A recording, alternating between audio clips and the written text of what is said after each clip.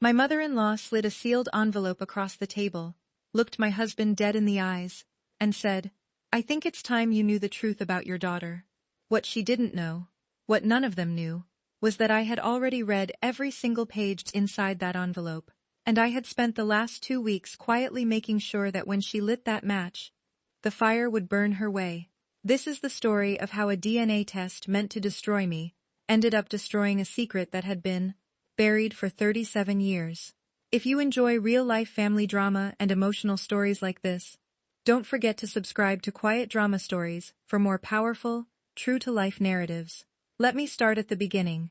Not the beginning of that dinner, I'll get there, but the beginning of her. Her name was Beverly Caldwell, my husband's mother.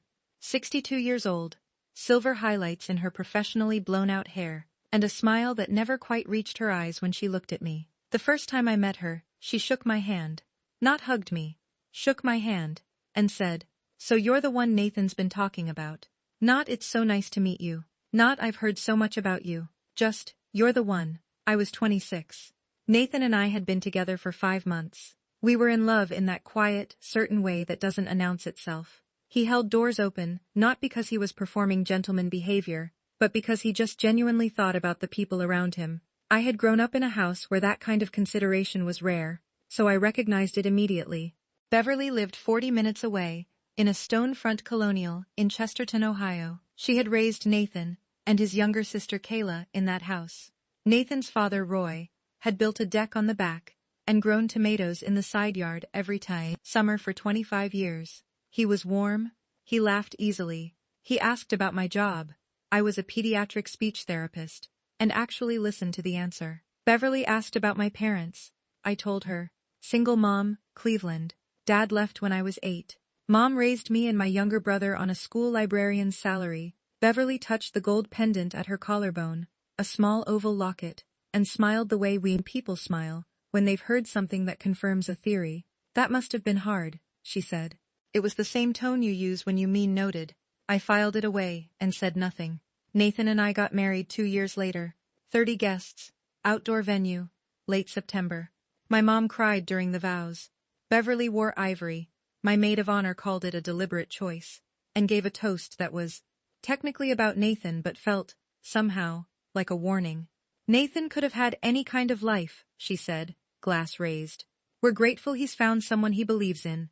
Someone he believes in. Not someone we love. Not someone who makes him happy. Someone he believes in." Roy clapped. Nathan squeezed my hand. I smiled. I was good at smiling. Our daughter, Rosie, was born 18 months into our marriage. 7 pounds, 2 ounces. She came out screaming, which the labor nurse said was exactly right. Her hair was dark at birth, almost black. Beverly held her in the hospital room and said, "She looks just like Nathan at this age." There was real warmth in that moment, and for a brief hopeful window, maybe 4 or 5 months, I thought Rosie might be the bridge between me and Beverly, something we both loved without agenda. Then Rosie's hair changed. It happened slowly, the way seasons change. Not all at once but undeniably. Strand by strand, the dark gave way. By her first birthday, my daughter had a full head of copper-red curls that caught sunlight like little flames. I thought she was the most beautiful thing I had ever seen. Beverly thought she was a problem. "Interesting," she said at Rosie's first birthday party, holding one of those curls between 2 fingers like she was examining evidence. She looked at Nathan. "Where does that come from?" I explained calmly. "Recessive gene, maternal line. My grandmother had the same hair. It skips generations." Beverly smiled, touched her locket. "It's just that red hair doesn't run in the Caldwell family. Not on any side I've ever known." She said it lightly. "The way you mention a hairline crack in a foundation, just something to keep an eye on." I started keeping a notebook that night. "I want you to understand something about my professional life, because it matters to this story. As a pediatric speech therapist, my entire career was built on pattern recognition. I worked with children who couldn't orthosy, kids who communicated through behavior, through silence, through the smallest shifts in expression. I was trained to notice what others overlooked, to document, to wait. At work, I was patient. Not because I was passive, because I understood that timing is everything. Beverly began a campaign the way a gardener plants seeds, slowly, quietly, with long-term intention. The comments about Rosie's hair became regular. She's so unique looking. No one on our side has that coloring. Does your family have any Irish? That would explain it. Kayla, Nathan's sister, 27 and still orbiting Beverly like a satellite, amplified from her own channels. She posted photos of Rosie on Instagram, with captions that seemed innocent and weren't. Our little wild card. Flame emoji. Wink emoji. 1,400 likes. I documented every instance. Dates, quotes, context, old professional habit. Extended family stopped making eye contact at gatherings. Roy's brother Dale suddenly had things to do when I walked into a room. Beverly's sister Rhonda, usually warm, generous with the pie plates and the hugs, watched me the way you watch someone you car. You waiting to catch. None of it was said out loud. That was precisely the point. It was a Tuesday in March, when things moved from slow burn to something I could no longer ignore. Nathan had a work trip. I had a late patient, a 6-year-old with a severe stutter, who had just, after 4 months of twice-weekly sessions, successfully read a full sentence aloud to his mother without stopping. I couldn't leave early. Beverly offered to watch Rosie. I dropped Rosie off at 9 in the morning. When I picked her up at 6 that evening, her favorite sippy cup, the purple one with the rubber giraffe on the lid, bought 3 weeks earlier, was gone. "Oh, that old thing," Beverly said. It looked worn. I threw it out. I thanked her, loaded Rosie into the car seat, and then I saw it. On Beverly's kitchen counter, half hidden under a folded dish towel, a small Ziploc bag, with a handwritten label I couldn't fully make out. Beverly moved to intercept it before I could read it. "Just organizing," she said, with that same smooth smile. And on her desk in the hallway, visible through the open door, a thick manila envelope, sealed, with a return address I couldn't quite catch. I drove home, gave Rosie her bath, read her stories, put her to bed, and then I sat at the kitchen table and stared at the wall and let my therapist brain do what it does, connect the dots. The sippy cup had been swabbed. The Ziploc bag had been the container. The envelope was the result. She was having our daughter DNA tested. 3 days later, my phone rang during a session break. Local number. I almost let it go to voicemail. "Mrs. Caldwell, this is Monica from Helix Family Labs. I'm calling to confirm receipt of a minor DNA sample submitted under your daughter's MIME. Rosie Caldwell, age 3. Our policy requires parental authorization for testing on minors. The submission was made by a Beverly Caldwell, listed as the child's paternal grandmother. Would you like to proceed or cancel the test?" I told her to cancel it. My hands were shaking when I hung up. My voice hadn't cracked once. I sat in the therapy room for 4 minutes, stared at the anatomical poster of the vocal tract on the wall, let the science ground me. Then I called a family attorney. Her name was Caroline Park. Family law, 12 years in Columbus, known for being direct and thorough. I laid everything out for her. The comments, the sippy cup, the phone call from the lab. She didn't interrupt. That's how I knew she was really listening. "Under Ohio law," she said, "a grandparent cannot authorize genetic testing on a minor child without the written consent of a parent or legal guardian. What Beverly did is not just a violation of your daughter's privacy. It is potentially actionable. And if I confront her now, she'll cry. She'll apologize. Nathan will feel caught in the middle, and his instinct will be to smooth it over. You'll get a promise it won't happen again. And it will happen again." She paused. "If you want this to actually stop, let her finish the play. Let her show Nathan who she is." I paid the consultation fee. It was $380, and the best investment I have ever made. I told no one.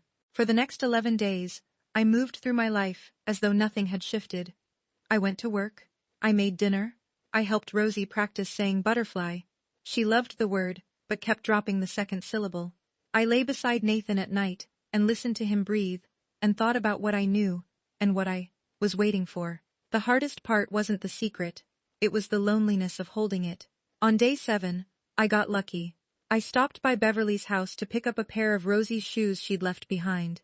Beverly was out. Kayla let me in, already on a FaceTime call in the living room, volume up, totally absorbed. I was in the hallway heading for the mudroom when I heard Kayla say, loud, the way Kayla always talked, like she assumed the world wanted to hear her, "Mom has the results. She's doing it at Sunday dinner in front of everyone. She says once Nathan sees the proof, he won't be able to pretend anymore." A pause. laughter from whoever was on the other end. I know, it's going to be insane.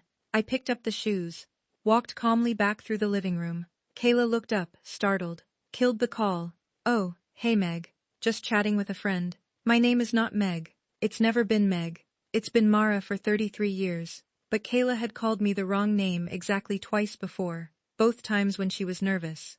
No worries, I said. Tell your mom I said hi. I walked to my car, placed both hands on the steering wheel, and pressed until my knuckles went white. Sunday dinner. In front of everyone. Beverly had built a stage. She had cast an audience. She had rehearsed her lines. She had no idea I had already read the script. That same night, I sat down with my laptop and spent 3 hours learning how consumer DNA platforms work. Here's what I found out. When you submit a sample to one of these services, it doesn't just test paternity.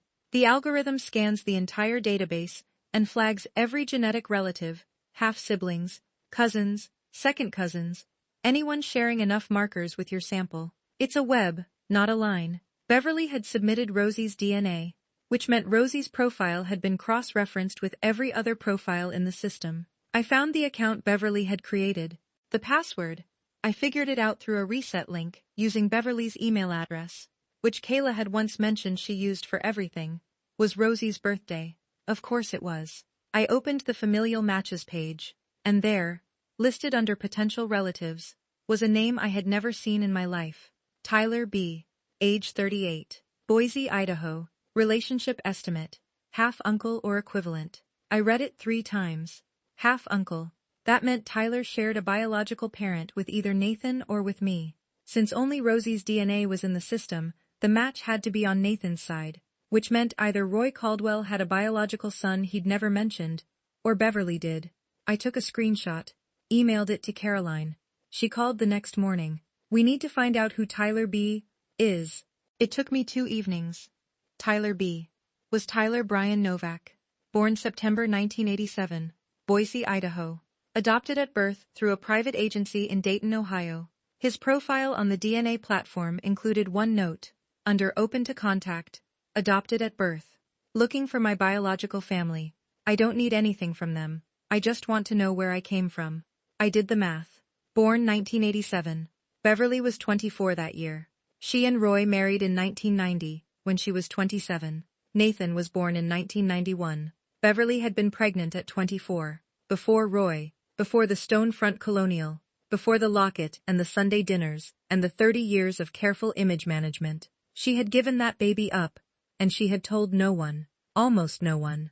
Because when I looked at the shared matches on Rosie's profile more carefully, I found one more name listed as a probable relative of Tyler's, Ruth Ann H. Possible aunt or half-aunt, Beverly's sister. Her full name was Rhonda Ruth Harmon. Rhonda knew. She had known for 38 years. I sat at my kitchen table and I thought about Beverly at 24. Scared, unmarried, probably alone in a way that had no clean language for it. I thought about a decision made under pressure, in a different time, with no good options. I understood that kind of fear, but understanding why someone makes a choice is not the same as forgiving the lie they built around it for 4 decades. Beverly hadn't just buried a secret. She had taken that buried shame and weaponized it, turned it into suspicion aimed at her granddaughter, at me, at the stability of her son's marriage. She had been so terrified of exposure that she went on offense. She had no idea she was pointing the gun at herself. Thursday. Beverly called. Bright voice. Too bright. Big family dinner Sunday. I want everyone there. Tell Nathan to bring Rosie. I'm making the pot roast. Friday. I printed every document in my folder, organized by date, backed up to cloud storage, emailed copies to Caroline. Saturday night, I gave Rosie her bath. She sat in the tub, splashing, her copper curls slicked wet and dark. I worked shampoo through the tangles while she told me, very seriously, about a dream she'd had, involving a purple elephant and a talking mailbox. Mommy, she said, out of nowhere. Why does Grandma Bev always look at my hair funny? I paused. My 3-year-old. Because your hair is beautiful, baby. Is it special? I kissed the top of her head. The most special. Nathan came into the bathroom doorway. Mom seemed really excited about Sunday. Any idea what's going on? I looked at him. My husband. Good man. Tired eyes. No idea. I guess we'll find out, I said. Sunday. I dressed carefully. Cream blouse, dark jeans, the small gold earrings Nathan gave me for our 2nd anniversary. No armor, just me. Rosie wore a red dress with white polka dots. She spun 3 times in front of the hallway mirror before I caught her. We pulled into Beverly's driveway at 4:15. 3 cars already there. Roy's pickup, Kayla's hatchback, and a dark green sedan I recognized as Rhonda's. Beverly met us at the door. She hugged Nathan long and firm. She nodded at me. Brief. Efficient. Put Rosie down in the guest room, she said. She can nap. I carried Rosie upstairs, laid her on the bed, pulled a soft blanket over her legs. Her red curls spread across the white pillow, like copper rivers. Nobody is going to take anything from us. I went back downstairs. The family was assembled. Roy in his usual chair by the window, Dale beside him, Kayla on the sofa, leg bouncing, phone in hand, Rhonda standing near the bookshelf, arms crossed, jaw tight. And on the hallway table, right where I'd noticed it weeks ago, the manila envelope, thick, sealed, waiting. Beverly caught me looking at it.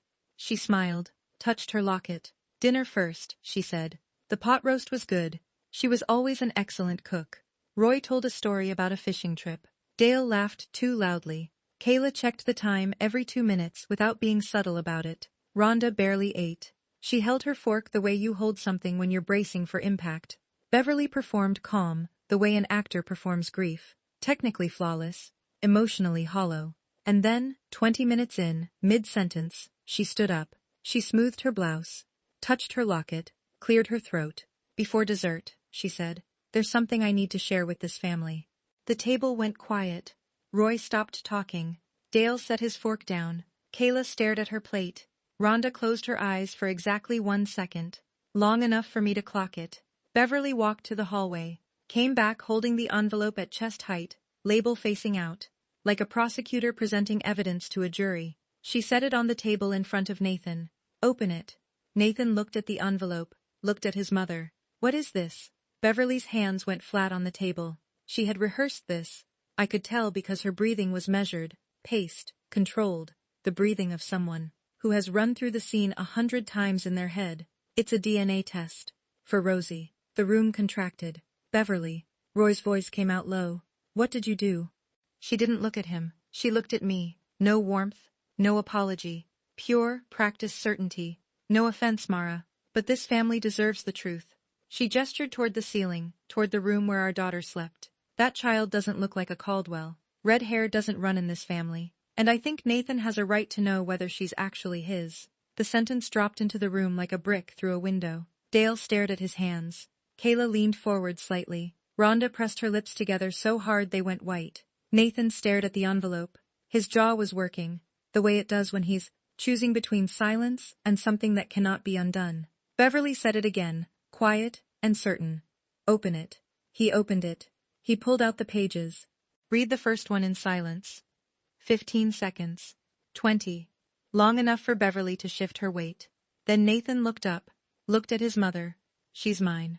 Beverly blinked. What? He held up the page. Probability of paternity, 99.9998%. His voice was flat and steady. Rosie is my daughter. Beverly's smile didn't fall. It fractured, like a windshield hit by a stone, still holding its shape, but nothing holding it together. There must be a mistake. Let me see. No. Nathan pulled the papers back. You've done enough. Kayla reached across the table. Maybe the lab, Kayla. He looked at his sister. First time I'd ever heard that particular tone from him. The tone of a door closing. Kayla went quiet. Beverly's hand moved to her locket. The nervous gesture I had watched for 6 years. Fingers closing around it. Turning it once between thumb and forefinger. The hair, she said, voice smaller now. The coloring. It doesn't make sense. And then I spoke. Not loudly. Not with triumph. Just clearly. The way I speak when I'm fared, and giving a parent news about their child, that is going to change the shape of their world. The results are correct, Beverly. Every head turned. I know. Because I spoke with the lab 2 weeks ago. They called me to verify parental consent for the test you submitted. Consent you never obtained. The room shifted. Not a sound. A frequency. Something below hearing. Roy leaned forward. She submitted it without your permission? Under Ohio law, a grandparent cannot authorize genetic testing on a minor child without written parental consent. I kept my voice even. My attorney has already reviewed the matter. Yours may want to as well. Beverly's face moved through colors. pink to red to white. Her hand dropped from the locket. The lab should have. The lab followed protocol, I said. You didn't. Silence. And then I said, but that's not the most interesting thing in those results. Every head in the room turned toward me. Nathan looked at the papers in his hand, then at me. Keep reading, I said. Page 4. He flipped past the paternity confirmation, past the methodology pages, and he stopped. He read aloud, slowly, like someone translating from a language they're just learning. Potential familial match. Tyler B. Age 38. Boise, Idaho. Relationship estimate. Half-uncle to Rosie Caldwell. He looked up, looked at me, looked at Beverly. Half-uncle. That means he's either my half-brother or Mara's. He's not mine, I said simply. Nathan turned to his mother. Very quiet, very still. Mom, who is Tyler? Beverly's mouth opened. Her hand reached for the locket and found only air. Rhonda's fork hit the plate. She stood up. Beverly. Don't. 2 words. The room understood everything. Roy turned to look at his wife. Trish. He caught himself. Beverly. Answer the question. Beverly's eyes filled. Not the practiced performative tears she deployed when Nathan forgot to call on Sundays. Real tears. The kind that come from a weight you're carrying so long you forgot it was weight. She looked at Rhonda. Rhonda shook her head. A small, desperate no. It was before Roy, Beverly said. Her voice cracked. I was 24. I wasn't ready. I didn't have a choice. My parents. You had a child. Nathan's voice was flat. I was so young. And you never told me. I was ashamed. You told Rhonda. He looked at his aunt. But not me. Not Dad. Roy stood. Slowly. His chair scraped back with a sound that cut through everything. He looked at Beverly for a long moment. Then he said, very quietly, 34 years, Beverly. We've been married 34 years. Roy, please. You told your sister. You've been carrying this secret for 38 years. And instead of telling me, he stopped, put on his jacket, the way he always did, button by button, deliberate. I need some air. He walked out the back door. Kayla was crying, mascara tracking down both cheeks. Mom, you told me Rosie wasn't Nathan's. You said you had proof. Beverly didn't answer. She was looking at the wall, or through it. Nathan set the papers on the table. He picked up his phone and swiped through his photo roll. I watched his face as he found what he was looking for. He held the screen up for the table to see. An old photograph. A young woman, 19 or 20, standing in a backyard, squinting into summer sun. Red hair. I found this in a box in your attic last year, Nathan said. You told me it was Aunt Rhonda. It's you. Rhonda pressed her hand over her mouth. Dale said, very quietly, Beverly, your hair was red? Beverly reached up slowly, unclipped the gold locket from her collarbone, and set it on the table. I started coloring it at 20, she said. I always hated it. The red hair that didn't run in the Caldwell family had run through Beverly's veins her entire life. She had buried it under decades of salon appointments. And when her granddaughter was born with the same copper curls, she didn't see inheritance. She saw exposure. Kayla looked at me. Her voice was small. Mara, I'm sorry. I didn't know about Tyler. She just told me Rosie wasn't. She said she had proof. I know, Kayla. Nathan stood. We're leaving. I went upstairs and lifted Rosie from the bed. She stirred, pressed her face into my shoulder, grabbed my collar without waking up. I carried her down through a dining room that was emptying. Dale heading for his coat. Rhonda frozen by the bookshelf, arms wrapped around herself. At the door, Beverly stepped in front of Nathan. Please don't leave like this. We can talk. Nathan looked at her for a long moment. Then he picked up the pages from the table and held them toward her. You said, I think it's time you knew the truth. He paused. Well, now you do. He opened the door. We walked to the car. I buckled Rosie into her car seat. She grabbed her stuffed rabbit and went back to sleep. Behind us, the house Beverly had commanded for 30 years emptied one person at a time, like air leaving a room. We drove in silence. Rosie slept. 10 minutes out, Nathan spoke. How long did you know? 2 weeks. About Tyler, about 8 days. Why didn't you tell me? I had rehearsed this answer.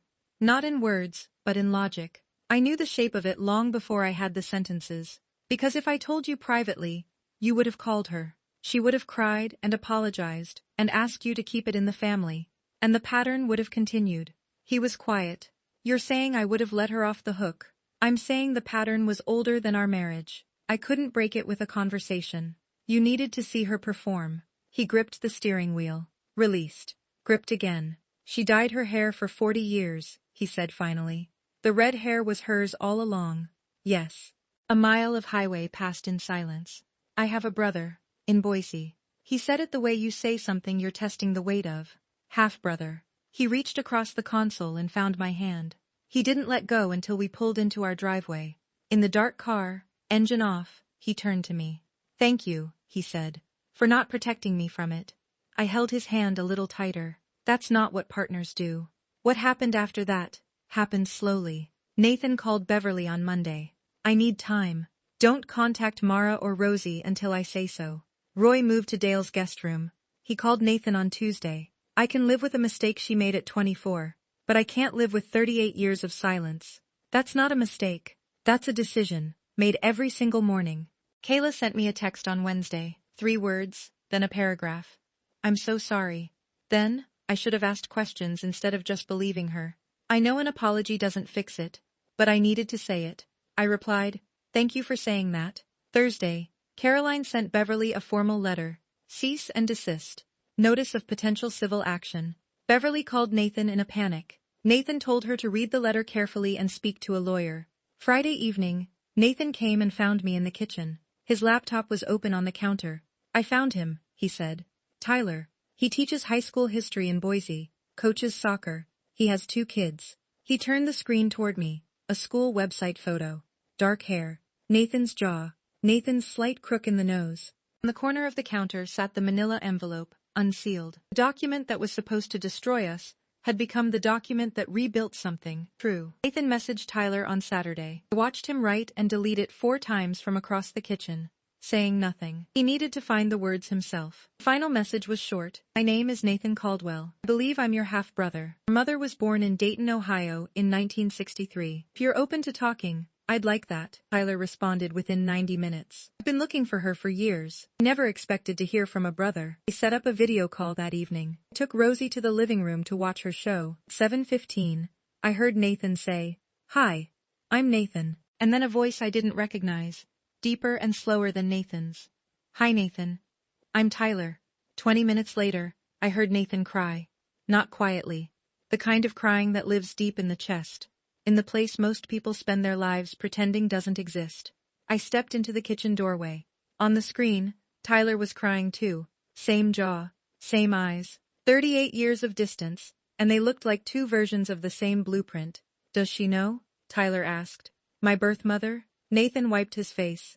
She knows. It didn't go well. I don't want to cause problems. I just wanted to know where I came from. Tyler, you're not the problem. You never were. Rosie tugged my hand. Mommy, why is Daddy sad? I picked her up and held her. He's not sad, baby. He's meeting someone new. 3 weeks later, Beverly showed up at our front door. The old pattern, unannounced, through the side entrance. Except now the side door was locked. She knocked on the front. I opened it. She stood on the porch in a plain cardigan, eyes swollen, looking 10 years older than the woman who had slid that envelope across the table with absolute, theatrical certainty. I need to explain, she said. I looked at her for a long moment. I thought about the 24-year-old she had been, the fear, the shame, the impossible decision made under pressure in another era. I understood that girl. Somewhere behind the pearl locket-wearing, comment-planting, DNA-stealing woman on my porch, there was a girl who had been young and scared and alone. I understood her. That was different from forgiving the weapon she'd made of her secret. Nathan appeared behind me. You should have dealt with this honestly, he said. Instead, you projected your shame onto my wife and my daughter. Beverly's eyes filled. I was trying to protect. You weren't protecting anyone, Mom. You were protecting a lie. She looked at me. Mara, please. I'm asking for a chance. I let the silence hold for a moment. Rosie loves you, I said. We won't take that from her. You can have a relationship with her. A beat. But it will be on our terms. On our schedule. And you will never be alone with her again. Hope moved through Beverly's face. Those are the terms, I said. She nodded. For the first time in 6 years. Maybe the first time in her life. Beverly Caldwell did not argue. So she stepped off the porch, walked to her car, and drove away. Roy moved back home after 2 months. He set conditions. Full honesty. No more buried histories. No more locked drawers. Beverly agreed. She stopped coloring her hair. It grew in silver gray, with traces of copper red at the temples. The ghost of the girl she had spent 40 years trying to erase. Kayla apologized formally. In writing, a handwritten letter, 4 pages, mailed to both of us. It was the most honest thing she had ever produced. The relationship is rebuilding. Slowly, the way anything worth rebuilding actually gets rebuilt, one honest conversation at a time. Rhonda was not invited to Thanksgiving. No one discussed it. The absence said enough. Nathan flew to Boise 6 months later and met Tyler in person. They sat in a diner for 4 hours. 2 men with the same jaw, the same crooked nose. 38 years of distance between them. Tyler brought his wife and his kids. Nathan brought photos of Rosie. The following summer, Tyler's family visited Ohio. His kids and Rosie played in the backyard, while Nathan and Tyler sat on the porch with iced tea, watching their children run through the sprinkler. I stood at the kitchen window and watched them. 2 brothers finding each other in the middle of their lives. The manila envelope sits in the bottom drawer of my desk. I never threw it away.